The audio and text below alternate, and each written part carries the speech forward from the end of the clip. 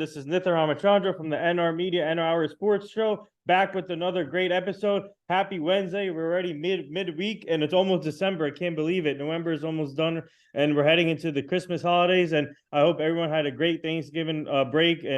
But fans, you already know we're back with another episode, and fans, you know about our Speak Rap, where you can ask questions to our guests on my phone, and we are live on iHeartRadio, Spotify also right now.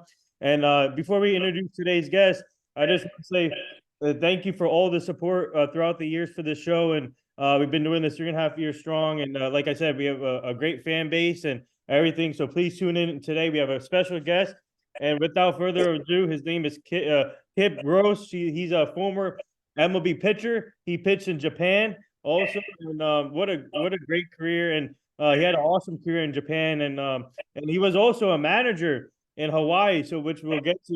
He managed a team in Hawaii, which we'll get to, and also what a great career he play for the Reds, Dodgers, the Nippon Ham Fighters, Japan, Boston Red Sox, Houston Astros. But Kip, I just want to say thank you for joining the show today. How are you and your family doing today? And welcome. I'm doing great. Thanks for having me here today. Yeah, no problem. So Kip, I want to tell our fans. I want to start off with, what was the Japan League like? Before we get to your major league career, I want to ask you about the Japan League. And now in this generation, we're getting a lot of Japanese players coming in, getting posted and playing in the majors. And we got some couple of young, talented players coming in with Moto and Lee getting posted. So what was that like for you when you were playing in the Japan League? And tell us the process there. Well, I was with the Dodgers at the time, and things weren't working the way I really, really wanted them to with the Dodgers. And I'd always told my agent that I ever get a chance to go to Japan that I really want to give it a shot. I told him that way back when I first started playing professionally. And I got the opportunity to go to the Nippon Ham Fighters, and so I jumped on it. And when I got over there, I was actually in another world. I mean, it was crazy. I didn't know where I was, what I was doing. And here I just signed a 2-year contract to go play over there. I started out as a closer, believe it or not. I didn't go over there to be a starter. Yeah. And but the problem was the team. We didn't get any games to close. It wasn't happening. And so I got a couple relief appearances in, and the GM came to me and asked me if I'd like to start. And I said, absolutely, I'd love to. And it took off from there. I pitched for 5 years over there. Led the league 2 years in a row with wins. The third year, I was close. I was there to get it again, but in Japan, things don't always work out the way you want them to because of records and things like that. Because there was never a foreigner that ever won the wins title 3 years in a row, and so things just weren't working out at the end. But it all worked out. I loved playing over there. Had a blast. Our team, unfortunately, wasn't always very good. In fact, we weren't good at all. But we kept hanging in there and fighting, and it was fun. It really was. The league over there, people always said, it wasn't a very good league. But I was telling people over here while I was playing over there, you need to get over there and look at some of these pitchers over here because there's a lot of really good arms. And this is back in, when I first went over there in '94. And so that's when Nomo was over there. There was some really, really good left-handed pitchers over there at the time. And I'm glad that now you're seeing the wave of them coming over here and showing off their talents because it really is. There really is a lot of good players over there, and definitely arms. Yeah, you talked about the adjustment period, and it's tough for some players, especially being in the U.S. for a while, playing for major league teams, and moving to Japan. And for you still put up over 50 wins in that league, and you had over 300 strikeouts. And they talk about once you got adjusted to that league, and talk about the success you had there because you put up some great numbers. Yeah, it was just one of those things where I got over there, and the strangest thing was all they really, really cared about was my ERA. Mm-hmm. And it took me a really long time to actually get into their way of thinking over there and tell them that we're here to win games, aren't we? Yeah. And I've always believed that pitchers' ERAs aren't always indicative of what type of pitcher they are. It's more about, to me, it's how many wins you can do for your team and how long you can go in the game and help your team win a game. And so that's why for me to win as many games I did over there on the team that I was actually on, I thought was extra special because there weren't a lot of wins going on our team. So you know, I taught them a lot about how to win games and not just try to save an ERA, because a lot of times ERAs, you're going to hurt yourself in the long run. I know it's hard to understand not knowing pitching, but sometimes you got to give up runs to get an out. And a lot of guys don't do that anymore. They'd rather save that ERA, and then when you start trying to save that run, that other run's going to score, and so you might end up losing the game trying to protect your ERA rather than giving up that run in order to win a game. Yeah, so tell our fans now, what do you like about the future of the Japan League and the MPB League? And also, now you're seeing, like I said before, talent getting posted now with this is Phenom, who's available now, named Moto, Yamamoto. And then you got Lee, the hitter, who's coming in soon. And then over the years, Tanaka. And what do you like about the future of this? Oh, the future is always going to be good. I mean, baseball in Japan is like none other. I mean, that is their main sport. I mean, they don't have football. I mean, they do have a little bit of football, but it's nothing like it is over here, even in college. You know, they have soccer, but it's not like it is over there. Every time you get in a cab, every time you get into a car, every time you go into the store, whatever, you're seeing Japanese baseball somewhere over there. I mean, it's an absolute huge thing. And to see these guys that are actually coming over here and doing well is really good to see, because it's making these people understand, the fans understand just how good baseball really is over there. Now, don't get me wrong. There's guys on the roster that probably AA guys over here, maybe even high A ball. But they're not going to hurt you over there because they're so fundamentally sound. And when you grow up and learn the game of baseball and the fundamentals of the game, that's where it's at. You very rarely see errors over there. It's a strange thing. My first year over there wasn't a full year because I went in kind of the middle of the season, but my team did not make an error behind me my first season. And to even say that is kind of beyond belief, but it's true. Fundamentally, they work at their craft every day over there. And so I'm really glad to see these pitchers and some of these hitters now coming over here and doing really well. And obviously the best player in the game, he actually came from the Nippon Ham Fighters. So, you know, hopefully his arm comes back and he can be a two-way player again. But I really think Japanese baseball is going to keep going the way it always has been over there. Yeah. So please tune in, put your questions in on our app. We are live with former pitcher Kip Gross. Please tune in, like I said, and ask your questions. So Kip, now transitioning, obviously before you went to Japan, you played in the majors, but how did you get into baseball, and who do you say who was your biggest influencer getting into baseball? My story is kind of like none other, because I came from a really small town in western Nebraska called Gearing. And we didn't even have high school baseball, so I never played any high school baseball. I just played Legion ball in the summer, and I ended up having to. I always told myself I want to try to play at the next level, no matter what level I'm at. I want to try to get that next level. Yeah. And so coming out of Gearing, Nebraska, I didn't have anybody. I mean, I got nothing from anybody. So I decided I'm going to go walk on the University of Nebraska. Which was really a crazy thing for me to do, because I didn't really know what was what as far as colleges. I just figured that I want to play at the next level. And here in Nebraska at the time was top 10 in the nation. And here you got a guy from western Nebraska trying to walk on. And fortunately, I made the team and redshirted because I was pretty raw, I guess, you know, coming from Gary, Nebraska. And then the next year, they asked me if I wanted to go play at a junior college where they would pay for my schooling and everything. I said, where do I sign that at? So I went to junior college. That was probably one of the best things I could have done, was going to JC ball and putting up in a lot of innings, got to be seen a lot by a lot of scouts. A lot of colleges came to look at me. And so I decided to go back to the University of Nebraska because I hadn't played there yet. And I always wanted to play there. And so I ended up getting drafted in the 4th round. and went and started my professional career. And 16 years later, I decided to retire. So it was a different experience, but you got to keep trugging along and doing what you want to do and try to get to where you want to get to. And I did that. So I was happy with what I did. Yes, now you see a lot of athletes going to junior college to get more tape out there, and like you said, more scouts coming out to see how they perform. And for you, you were born in Nebraska. So how special was that for you, being close to home, going to Nebraska, and then having your friends and family come watch your games? Well, it was okay. I mean, like I said, I just wanted to play. I mean, back in that time, there really weren't a lot of fans for Nebraska baseball. I mean, Fridays and Saturdays, there'd probably maybe be in a really big series, there might be 200-300 fans tops.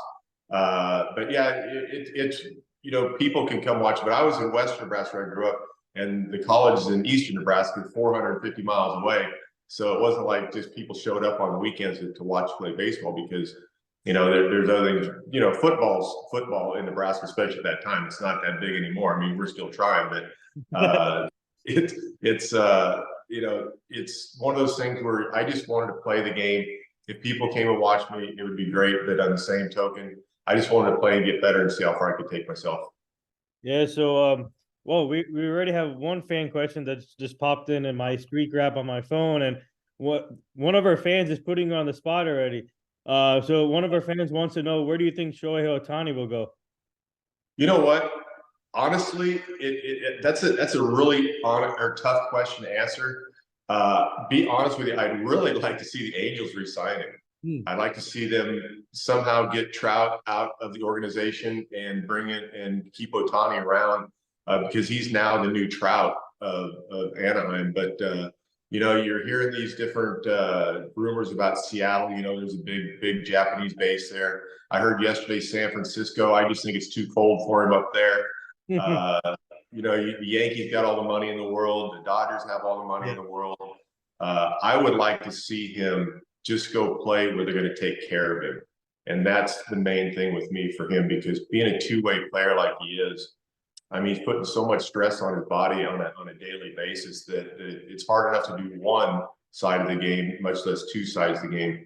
And we all know that, but I think he's really changing the game with that. And I think you're going to start seeing maybe some other two-way players. But to answer his question, I hope he stays an Angel. How about a team like Texas Rangers, winning their first World Series title? Why not? Why not just keep the momentum going? Keep signing players. How about a team like Texas maybe getting into the Ohtani race? I think it could be a landing spot for him because they started spending a lot of money. The whole question is what's it going to take to sign him? I think that's going to be the biggest question in the world. You hear the rumors of 50 million a year. Hell, I've heard rumors now of 100 million a year. But it just like when Trout signed with Anaheim, that big contract. First thing I told my son and everybody else was they're not going to be any good anymore because you can't put all your eggs in one basket. Yeah. And so hopefully he goes to a place where they can afford him and still bring in the other players and still pay the other players. We'll have to see what kind of contract it is first and go from there. But I honestly, I think Tex could do it. Bochy's such a great manager, and I think he would definitely take care of it. Yeah, so tell our fans about your draft. You got drafted by the Cincinnati Reds in 1990, and that team that team was loaded with Barry Larkin. You had Sean Casey, Rob Dibble, everybody. So talk about that draft with the Reds. It's funny that you just said that they're loaded. When I got traded from the Mets to the Dodgers, from the Mets over to the Reds, I honestly, it's hard for me to say this, but it's true. I actually had to open up the papers and look and see who was on the team at that time for the Reds because they weren't all that good at that time. And then 1990 comes around and they signed. Well, actually, I get traded over with Randy Myers, and they did. They had the Nasty Boys, Rob Dibble, Norm Charlton, and Randy Myers, and it just for some reason bringing in Lou Piniella. Yeah. As a manager, he just completely changed the mindset of all the players, and it was so much fun playing for Lou and I heard he just got up for the voting in the Hall of Fame this week, which is really congratulations to him for that.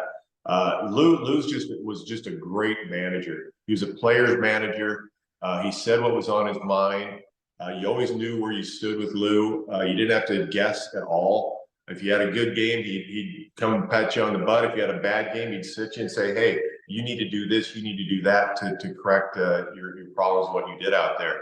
And that's what Lou is all about. And that's why I think Lou was as good as he was for as long as he was with the different teams he managed.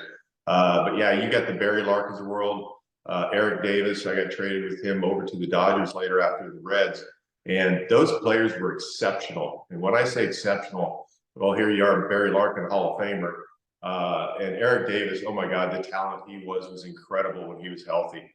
By far the best player I ever played with or against in baseball was Eric Davis when he was healthy. But the problem with Eric, he just couldn't stay healthy. You know, he had the spleen problem in the World Series, just all kinds of problems with that. But he trugged along, ended up playing a good career. So, but the Reds was a special team that year. It really was, and that's why I ended up winning the World Series.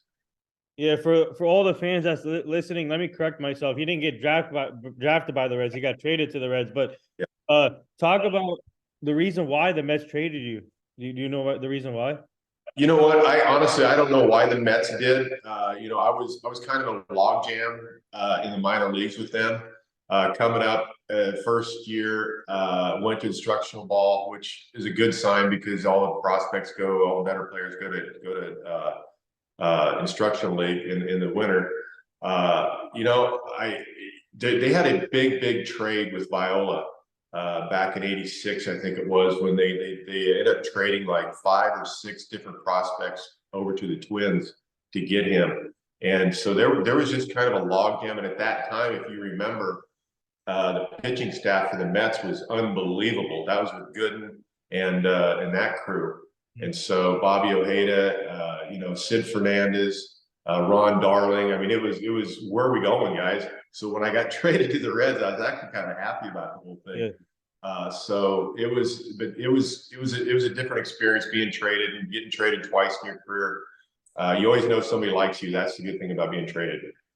Yeah, we have another fan question on our app here. One of our fans wants to know, what does it mean when a player says, "I want to be a Dodger, I want to be a Cardinal, I want to be a Yankee, I want to be a Red," or one of these top organizations? What does that mean for a player? They want to know basically when a player says, "I want to be part of a historic franchise." Well, it's, you know, it's some guys do, some guys don't. You know, I was always a student of the game, and I wasn't more of a team guy. I was more of a player guy. Like, I grew up, I absolutely idolized George Brett growing up. He was, you know, it's just I couldn't get enough of the Royals at that time. But you know, when you play for a franchise like the Dodgers, yeah, or the Yankees or something like that, or the Boston, end of my career played with Boston, you know, these are just historic teams. And I was fortunate enough to go play for them and give it my all there. But when you play for a team like that, there's so much history behind it. When I was with the Dodgers, I mean, it was like nonstop. You know, you got the Koufax, you got the Drysdales, you got all these guys that are just, you know, they're on TV every week, and they won championships. And to have these guys or these organizations and playing for those organizations, it's a special thing. It really is. Oh, yeah. So while you were at the Reds at the time, what did you learn from Rob Dibble? And did you ask him for, like, did you feed off from him during your Reds career? Well, actually, it wasn't really Rob Dibble. There was other guys. Dibs at that time, he was pretty young still. You know, he was still in his first and second year in the big leagues, and you really couldn't learn much from Dibs because he threw 100 miles an hour. I mean, legit 100 miles an hour, not like today's guns where, you know, they're coming out of the hand. It was crossing the plate. I watched him throw 103 miles an hour numerous times. But the thing about Dibs was it wasn't his fastball was so good. It was his slider. He had a tremendous slider. And Dibs had a little problem up here.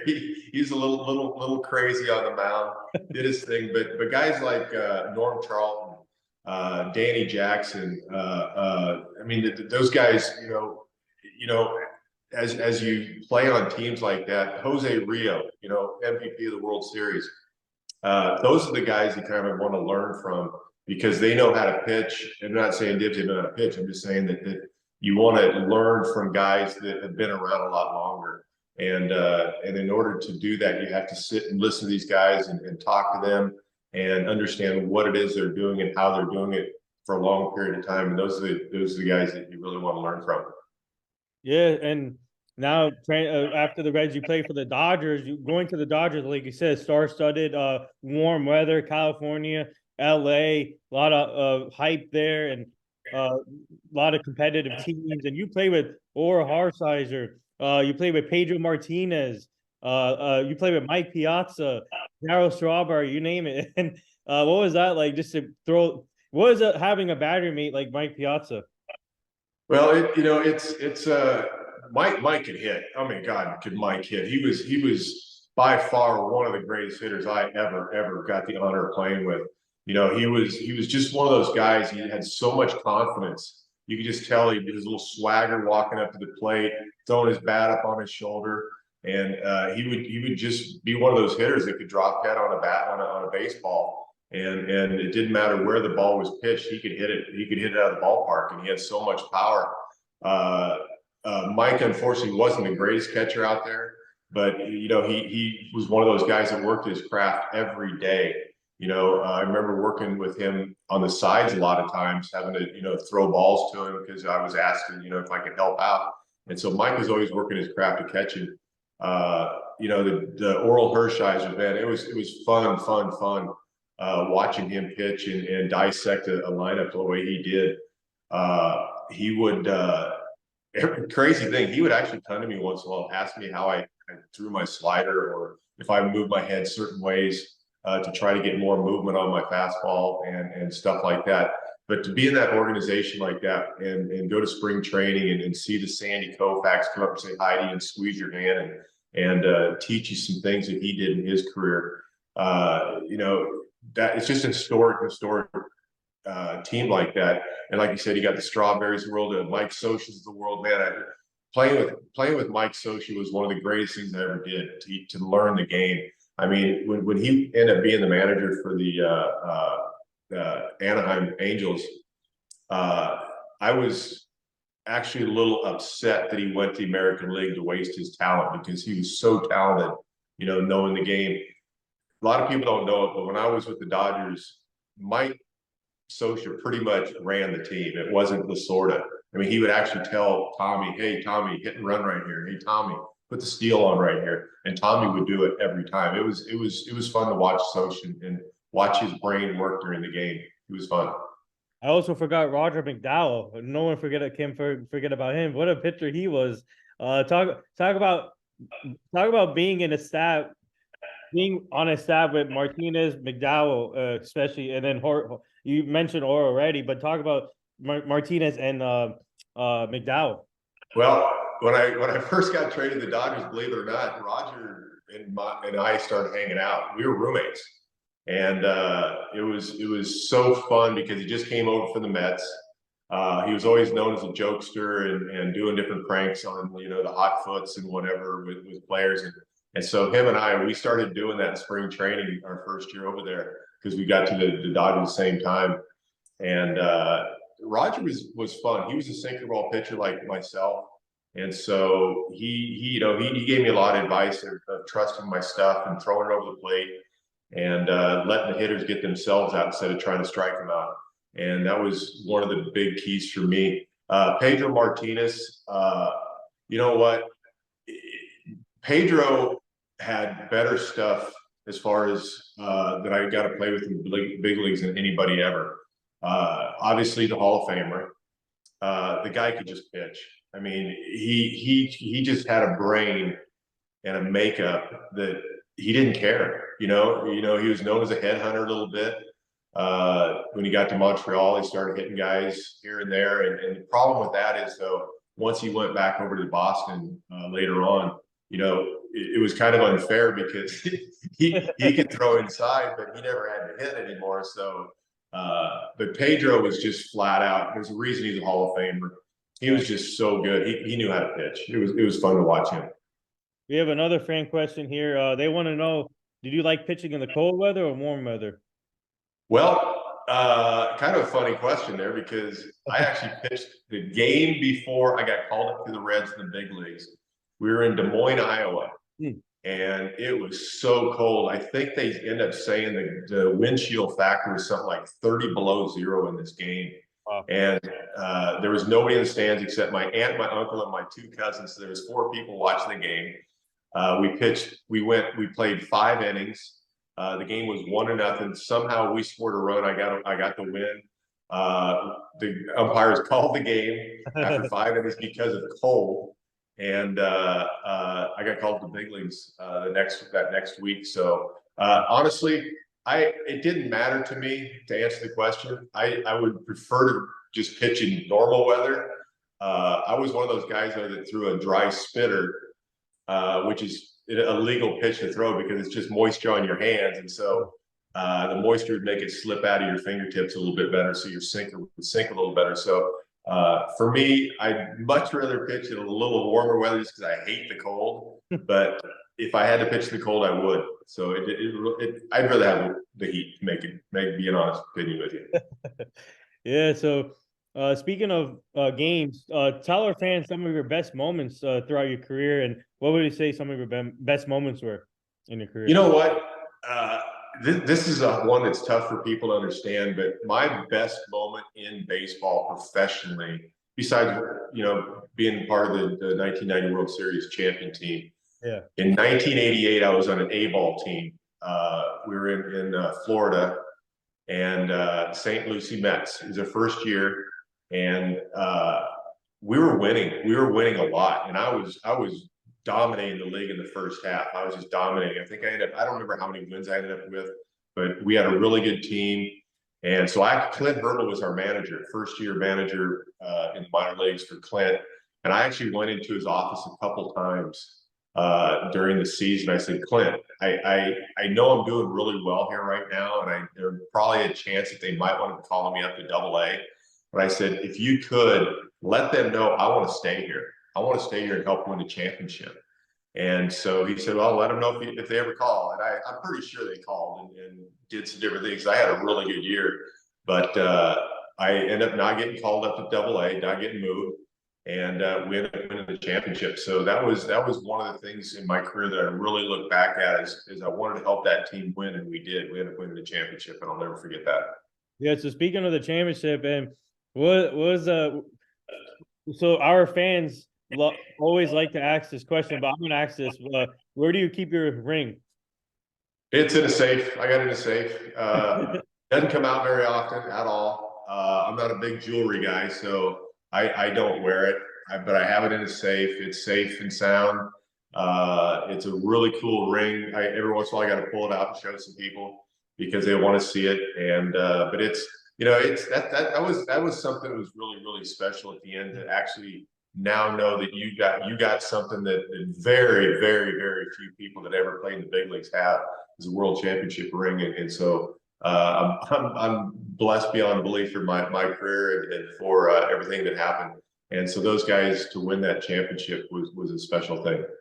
Yeah, tell our fans, take us through that championship team that year. And it's a long season, a lot of games and a lot of ups and downs. But take us to tell us about that team and how special it was, and what did you guys do to keep the momentum going? Well, like I said to begin with, Lou Piniella was a first-year manager with the Reds that year. Pete Rose had just gotten everything happened to him with the gambling. And I'll never forget sitting in that clubhouse the first day of spring training with the Reds. And Lou got up to talk to everybody, gave his little speech. And the one thing I'll remember about Lou in that speech was he praised Pete Rose for the team that was still in that clubhouse. He never once said a bad word about Pete, and he that's just who Lou is and was. He sat and talked about how much talent is in this clubhouse, and got a good chance to pull this thing off and go 162 games and make the playoffs and do everything. And fortunately, won 9 straight games to start the season, which is a new record for the Reds. That was my debut was the 9th game in the big leagues. I got to come in for the 9th inning and finish that game. But yeah, you got the Barry Larkins, you got the Rob Dibbles, you got the Randy Myers, the Norm Charltons, Paul O'Neill, GC Joes. You just keep going. Joe Oliver behind the plate. It was Chris Stable at third base. You know, most of these names weren't really even known until that season. Uh, but you know what was really cool about that team was every time we won a game, he'd come in the clubhouse and they have the music blaring, "Can't Touch This," the song from from Hammer back then, and everybody be partying, having fun after the games, and coming back the next day, we'd go about and do the same thing again, and it never ended. It just didn't end. It just kept on going. So the sweep happened. Yeah. 162 games, got in the playoffs, swept the A's in the World Series, and next thing you know, got a World Series championship in Cincinnati. Hey, speaker, it's always hard to sweep a team, and man, like talk about that World Series and with the beating. I mean, sweeping the Athletics and who's now going to move to Vegas pretty soon here. But talk about that the sweep in general because it's kind of hard to sweep a team. You know, especially that A's team. That A's team was absolutely stacked. The odds were way stacked against us to win that World Series, and then to sweep them. But you know what? When it comes down to it in baseball, it's all about the pitching, and you know everything just came together. Jose Rio was the MVP of the series, and deservedly so with the games he pitched. And you know when something's working, you just stick with it. You know, you had like your Mickey Hatchers. You know, I think he started out with 8 straight hits in the series, and so everything just happened to click at the right time for everybody that was in the game, and yeah, it was a special time. And you know, you look at those Bash brothers over there at that time with the A's, you think, God, they're so good. But like I just said, pitching will always beat good hitting, and that's basically I think was what happened in that series. We have another fan question on our app here on the phone. They want to know who was the funniest teammate you played with. Funniest teammate I ever played with. You know what? I don't know if there's ever just a really funny. I mean, I played with Eric Hillman in the minor leagues. He was a funny guy. But the funny moments, I'll give a good, quick, funny moment that I always sticks in my head was when I was with the Dodgers. Tim Wallach was hitting. Tim Wallach was up to bat, right-handed hitter, third baseman, and Eric Karros was at third base on the base paths. And you know the runners are always supposed to get out of the fair play when the pitch is being made, just in case you get hit by a foul ball. And I'll never ever forget this. Tim Wallach hit an absolute line drive screamer. I mean screamer, and hit Karras right in the ass. And I'll never ever forget that. Eli, it was his nickname, Eli Wallach, but Eli stepped out. Tim Wallach stepped out of the batter's box, and he actually kind of had to go down to his knees for a second because he was laughing so hard. And he ended up striking out in the at bat because he had tears coming out of his eyes and he couldn't see for the rest of the at bat. And so I'll never ever forget that. One time I asked him, Eli asked him, "What's the funniest moment in your entire career?" And he right away said, "There's no question when I hit that line drive off Carlos's ass." So it was a funny moment. He came back to dugout. He still had tears in his eyes from laughing so hard. So that was a really good moment. Wow. Yeah, so speaking of the after the Red Dodgers, you went to the Japan, but would you say it was an easier transition coming back to the U.S. To pitch for the Red Sox after Japan? Of course it was. I mean, yeah, because when I went to Japan, I literally sat in my apartment for a month and didn't go anywhere because I honestly didn't know where I was going, what I was doing here.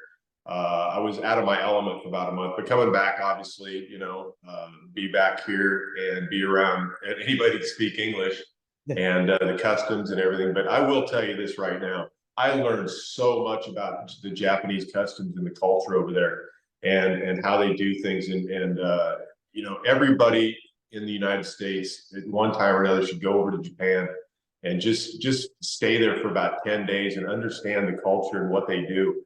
And one of the coolest things of playing over there, guy, was a couple of years later after playing over there for 1 year, you'd start seeing things in the United States that they do in Japan. And so they're so much further ahead of baseball, even wise. You know, they had the nets up over the dugouts and down the lines when I played there. And they just instituted that over here not too many years ago. Just things like that over and over. The big wide dugouts where guys sit up front and not in the back, and just all kinds of stuff like that. But yeah, the transition to come back here to play for Boston was so much easier. But I'll tell you what, I kind of wish I would have stayed over there because I had another contract out for 2 more years. I kind of wish I'd have stayed, but at the time I think it was time to come back, so I did it. But the transition was a lot easier. Yeah, so talk about pitching for the Red Sox, another historic franchise, and especially being in the American League East with playing against the Yankees, Orioles, Blue Jays. Talk about that in your career. Well, the rivalry between the Yankees and Boston is like none other. It's basically they got to win those games. The rest of the season is what it is, but the Yankees and Boston, every time they get together, it's the biggest story in baseball again. And again, I had Pedro Martinez was there when I was there. It was fun. There was a lot of good guys on those teams, and unfortunately, we weren't winning that year. To be able to watch Nomar Garcia-Parra play that year at shortstop and to be able to hit like he did, I honestly that season in 1999 might have been one of the greatest seasons as far as having 2 players, one on the offensive side, one on the defensive side, and the years that they had, because it was crazy how good both of those guys were that year. Pedro, he couldn't do no wrong. It didn't matter where he threw the ball, he got guys out. And for Nomar, it was so fun to watch him swing a bat. I mean, my God, he was on top of the world. He's in a different zone than everybody. His bat, you go look at his bat, he had this little dot on his bat like a golf club. Where you hit the ball. That's how good he was that year. So it was a really fun, special year to see that. Yeah, and be able to have teammates that you played with before to come to different. I mean, when you go to a different team and to see players that you already play with, how big is it for a player to know that your teammate is back with the team, back to a new team that you played with before? Well, it's always good to know somebody on a team. That's for sure. One of the guys I really got onto when I was there, we had the same agent, and Real Cormier was there when I was there. He's passed away now, but he's the one guy that when I first got there really did a lot of talking with. We were kind of in the same boat. He came over from the Cardinals. Brett Saberhagen was on that team, and I'd already known Sabes from a golf tournament I used to go play with all the time up in Pebble Beach. So I knew him. There was just a good group of guys that were there. But to be able to sit and see some of these guys, like a Pedro, you knew him. And, after you played so many years in the game, you kind of get to know most guys one way or another. So it's not like you just played with them, but you knew them and talked to them, out and about sooner or later. But yeah, playing with guys that you played with before, it definitely does help when you get somewhere. We have another fan question here. They want to know what was your go-to meal or snack? Go-to meal or snack.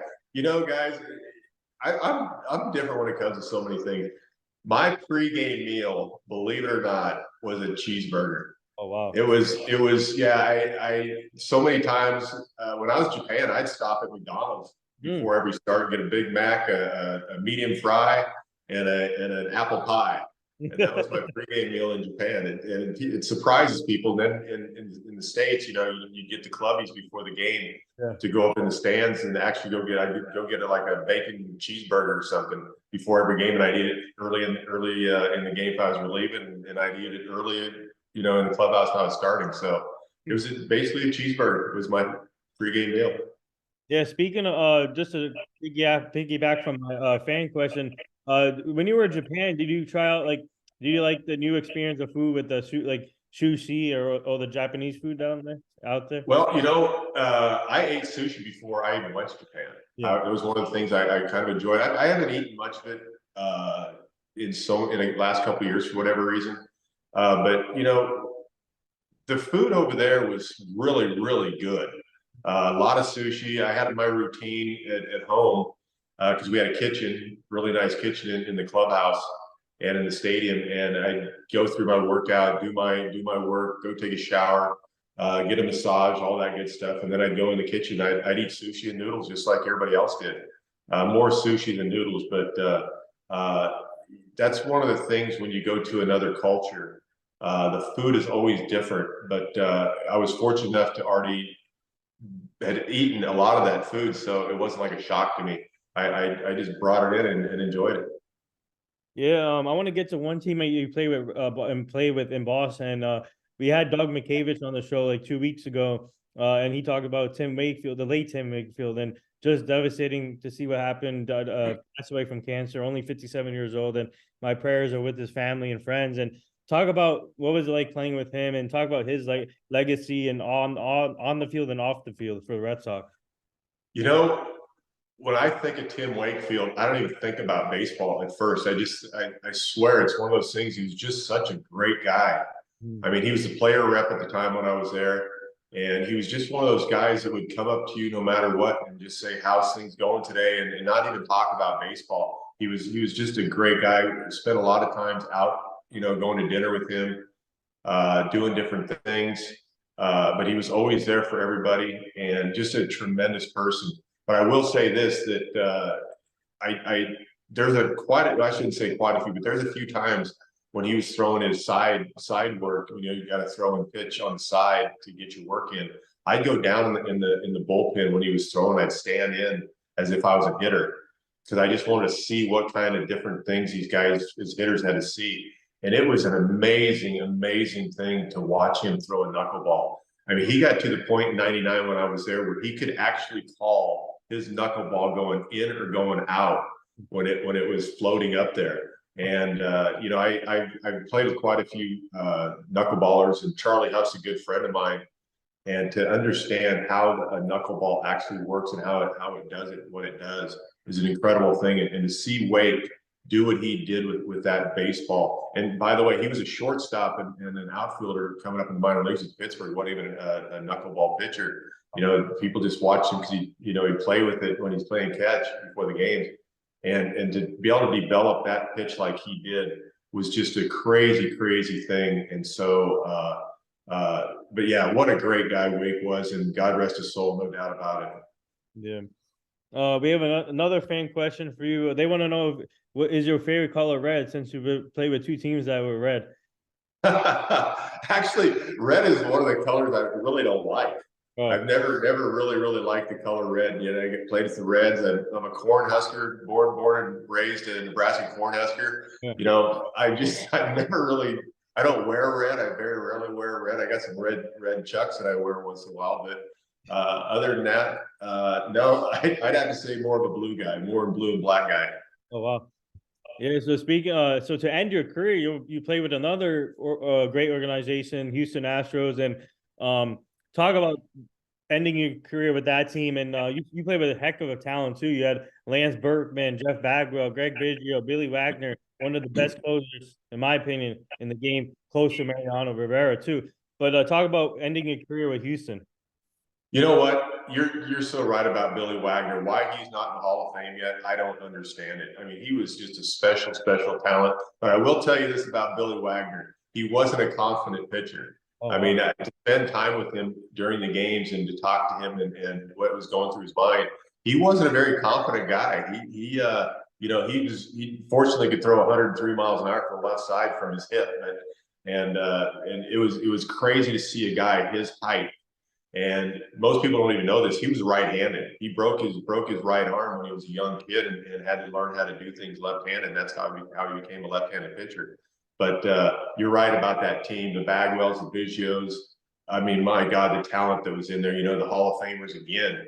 Coming out, you get to play with somebody like that. And so I will say this about Houston Astros: probably that team that I played on that year with that owner, they were one of the best teams that I ever got to play with, as far as bringing you in and accepting you for who you are and what you do, and not hearing the negativity that you hear around other places. So it was a special place to play.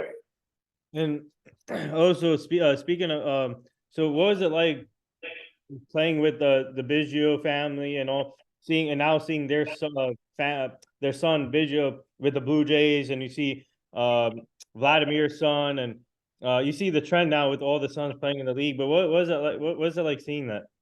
Well, it's really cool to see because you know that there's lineage out there, and you know baseball players have a kind of an insight to the game because, like I've always said, it's not necessarily the talent you have all the time; it's learning the game. And that's why baseball is such a special thing, is because when you learn the game, you don't have to have all those special talents. Yeah. And so and that's why you see so many players. You say, God, why is this guy in the big leagues? Well, he uses his brain to play the game more than he uses his athletic ability, and that's one of the fun things. And to see these guys, you know, that you're speaking about, you know, the Bigios and those that have the kids in the game now, the Vladdies and all them. I think it's more because, yeah, they're talented. Don't get me wrong; they're very, very athletic and talented, but they have that mindset and they know the game because they played with their dad and they were around with their dad for so many years, so they have learned the game. I think that's where it comes from. We have another fan question here. One of our fans wants to know, do you like the new rules in baseball? No.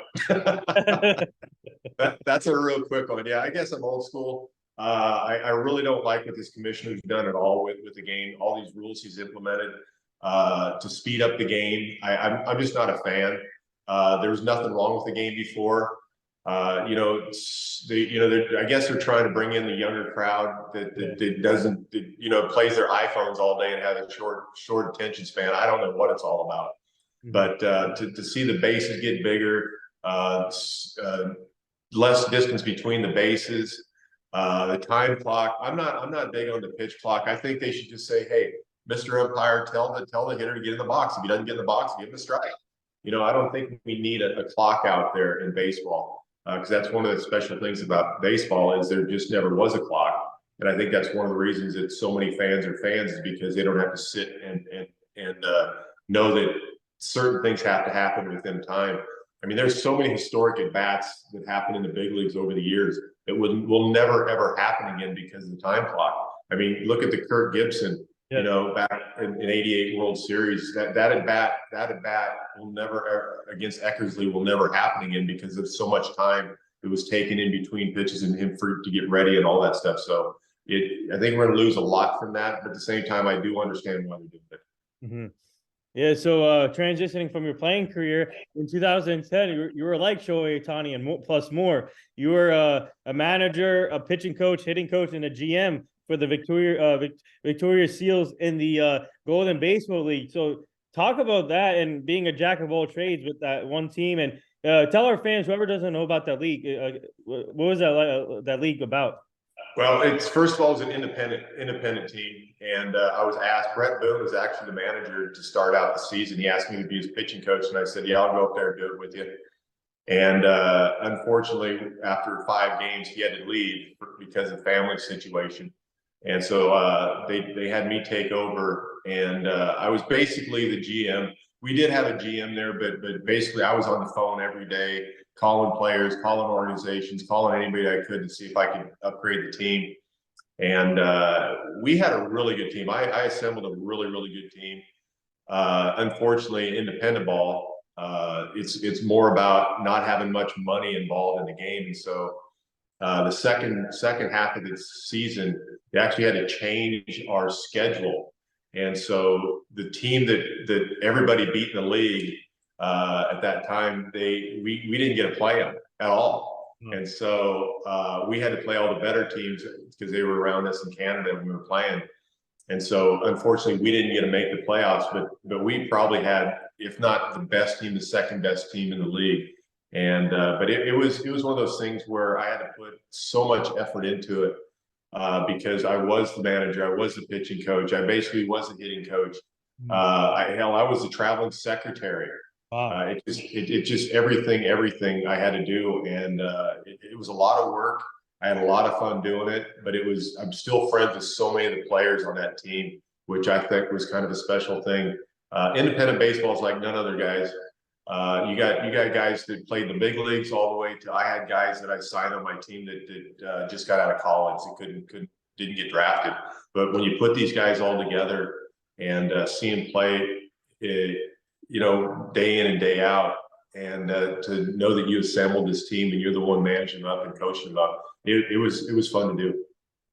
Well, all we can say is you already have the upper hand to Shohei because you did everything. You have a ring, World Series ring. You've done everything already, and you did everything at once, which is crazy. And man, that was so for you. I'm just curious when you had to focus on the team and at the same time, how obviously you said it was a lot of work, but what was your mindset going into each coach, what do you call it?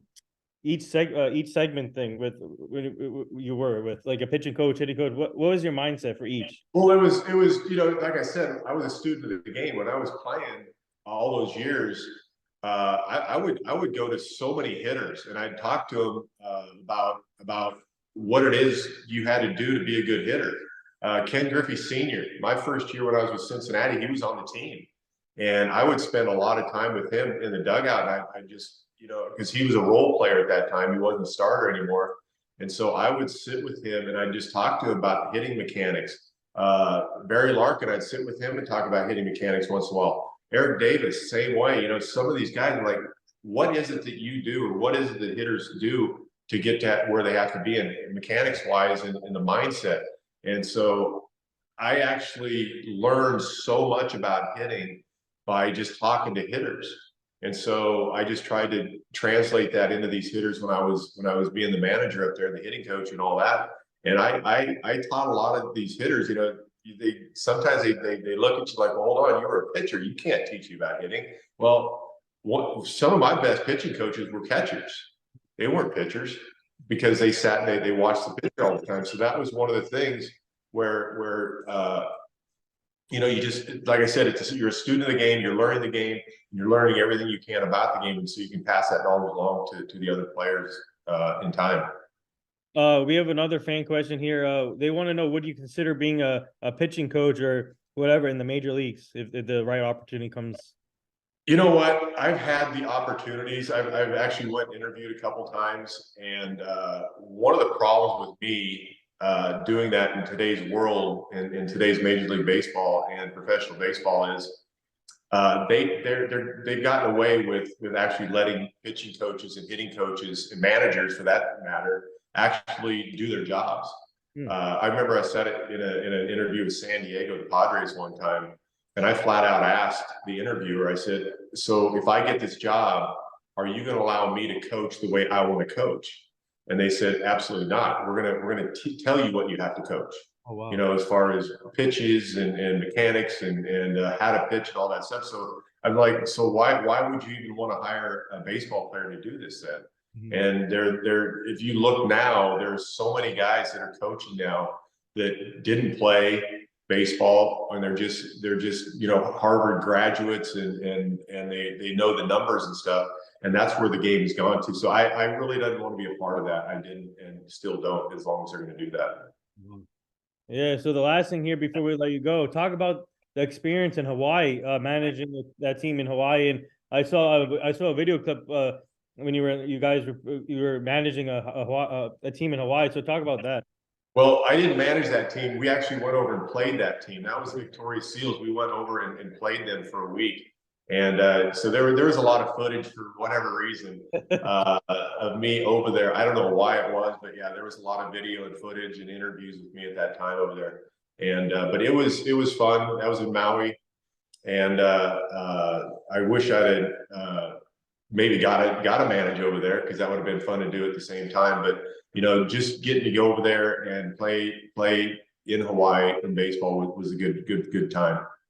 So we'll take one more fan question here. They want to know, what was your reaction when the Texas Rangers finally won their first World Series after 52 years and finally getting one for the fans in in Texas? I was just so happy for Bruce Bochy again. I mean, it just goes to show everybody, in my opinion, you got an old school manager again. They're not going by all the analytics that people are using these days. You got your Dusty Bakers going against him. You got these two guys. And now you got Ron Washington going over the Angels. I'm glad they're going back to some of these old school managers. But for me to see them do what they did and been trying to do it for years. I think it's a really cool thing, and it's good for baseball to have these new teams come in and now win. And so more than just so happy for those guys and to be able to pull it off over there. And yeah, Bruce, to see Bochy win another one, wow, what a great feat. Yeah, speaking of Dusty Baker, he announced his retirement, so he's not going to be back. But congrats to him! What a great managerial career, winning a World Series for Houston, and he's much respected around the game. And I just want to say congrats to him. And also, I love the hire of Ron Washington to the Angels. I think he's going to bring intensity. I love the way he relates to the players, and he's in great shape, so he'll be hitting the ball to the players like he usually does. So great hire for them. Yes, indeed. Yeah, Ron Wash, I think he's going to be really good over there.